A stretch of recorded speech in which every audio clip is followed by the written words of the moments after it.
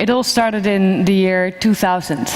I was 17 years old, and I walked with my backpack through unpaved alleys in the outskirts of Beijing. I saw men cycling with entire closets and fridges on the back. I saw little kids running around half naked, playing football, while their parents were trying to sell mushrooms and spinach sitting on the ground. I saw a butcher behind a stand, swatting flies that were trying to sit on his meat. Everybody was smiling, including this guy, literally sitting on his business, trying to sell second-hand computers. Why was I so touched by these Chinese people and their country?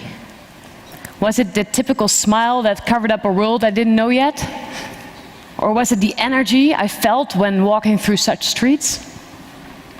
The only way to find out was to start learning Chinese and to start communicating with these people, to learn more about their world, because their world is so different from ours. I mean, the way people behave, the way people interact. Take this, for example. A subway station in China during rush hour. Which one of you has been on a subway in China before? Well, then you definitely know that getting on a subway in China is not easy. But getting off a subway in China is nearly impossible. People just use their elbows to squeeze themselves away in and don't give you any space to get out. So looking at such examples, in combination with the fact that Chinese don't really express their emotions as much as we do, you might believe that Chinese are tough and cold-hearted people. But in fact, for Chinese, warm relations are very important. You might even say that Maslow has it wrong. Relations are not in the third level of human needs. They're really a necessity in life.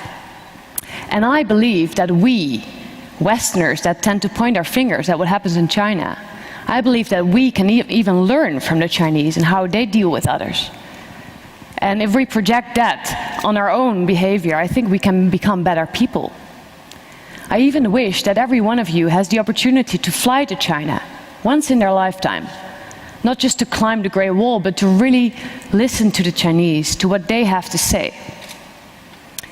Why is it that a relationship in China is so important? Still, nowadays, many Chinese are strongly influenced by the thoughts of a man named Confucius. His sayings are really like a Bible to the Chinese. I mean, here in the Western world, the Bible gains less and less support nowadays, but in China, his sayings are alive and kicking. 有朋自远方来，不会越乎. It's really a great pleasure to meet friends from afar. So Confucius' philosophy emphasizes personal and governmental morality, correctness of social relationships, justice, sincerity. He champions strong family loyalty, ancestor worship, and respect for the elderly. So knowing this, you might understand why relationships are so important in China, and why you need to build relationships in order to become successful. Maybe some of you have that experience in China. And then you might have heard of the word guanxi. Guanxi literally means connections or relationships. But actually it's much more than that. Guanxi is like how things get done in China. Yes, Chinese are hesitant to deal with people they've never met. And there's a long phase of introduction needed. But once you reach the phase of mutual trust, you will find that Chinese are extremely loyal and faithful. So why is it that guanxi is so different from how we know it? I mean, there are many characteristics, most of them strongly based on the philosophy of Confucius, that cause these differences. But there are three of them I would like to share with you tonight. In China, if you want to maintain your relationship, there's one requirement, referred to as reciprocal favor, 人情 in Chinese. if you ask someone for a favor, the favor needs to be returned eventually.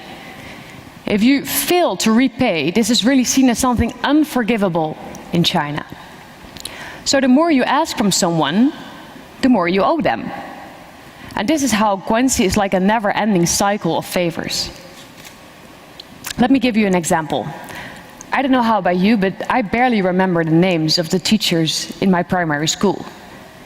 My Chinese colleagues and friends, however, they visit their teachers for tea, who are now in their 70s, for tea every Sunday afternoon, every week since they graduated. This is for them a way to repay for what they once received years ago. I love this. I love it how the Chinese have this long-term view.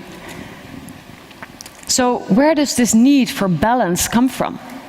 Think of concepts like yin and yang and feng shui.